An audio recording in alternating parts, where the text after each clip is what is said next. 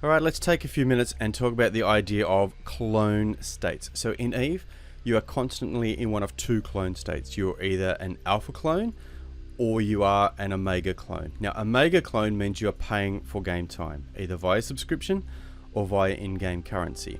Alpha clones are the free-to-play option for being a pilot in the New Eden universe. If you were to ask me which one would I recommend, the answer will almost always be Omega. Now, there are a couple of exceptions to this, and we'll talk about them soon, but being in an Omega clone state, you get full access to the entire game of EVE exactly the way the developers intended it to be. It's the better gaming experience of the two options. So in that case, why would you play as an alpha clone? Well, predominantly alpha clones are intended as a free-to-play trial. If you're not sure that EVE is the game for you, alpha clones give you the chance to experience the full EVE universe and access to Tranquility, which is the name of EVE's main single shard server. Every solar system, every player, the market, it's all open and available to you as an alpha clone, just as much as an omega. There are restrictions to what you can actually do in that universe, and we'll go through them soon, but as a trial, you'll get plenty of scope to decide if EVE is the game for you. So the first reason for playing as an alpha clone is trialing out the game to see if you like it. Secondly, your choice to play as an alpha may come down to financial cost. If your life situation means you simply can't afford to pay the subscription for the game time, then alpha clones allow you to at least stay engaged in the game and everything that's going on in the universe. Now, it's possible to actually pay for your game time by your in-game earnings.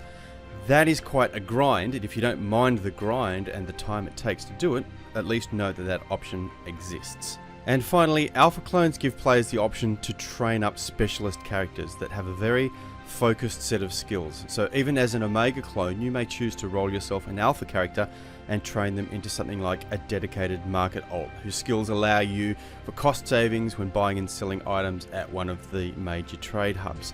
But without a doubt, if you can afford the subscription, playing as an omega clone gives you the broadest and the most complete EVE experience.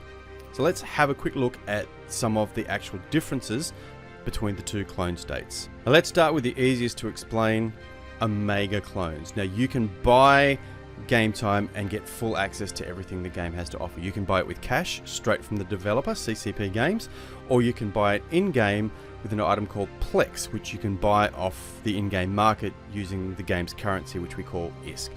Now, additionally, your skills will train twice as fast as an alpha clone. You can train into all the skills and any ship available in the game. You can also load up your skill training queue way out into the future with up to 50 skills.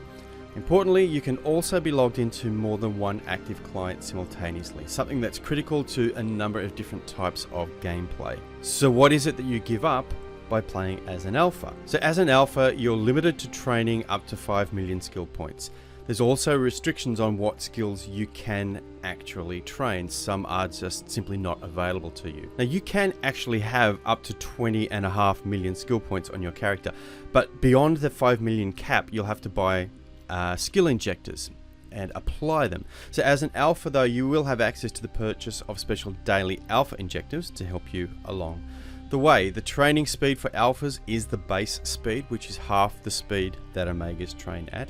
And while we're still on skills, alphas can load up their training queue with skills that will start in the next 24 hours. So you're going to have a limited preload to your skill queue. So what that means is if you know you're not going to be able to play for a few days, you'll need to load up a long skill at the end of your queue. The ships that alphas can fly are capped at battleships and only the Tech 1 variant of each ship class. And finally, alphas can only run one single EVE client at a time. So even if you had another Omega account, you couldn't run that if your alpha account was open and running. Now, there are some other smaller restrictions to things like contracts, planetary interaction, industry, but for most new players, those aren't too important straight away, especially early on.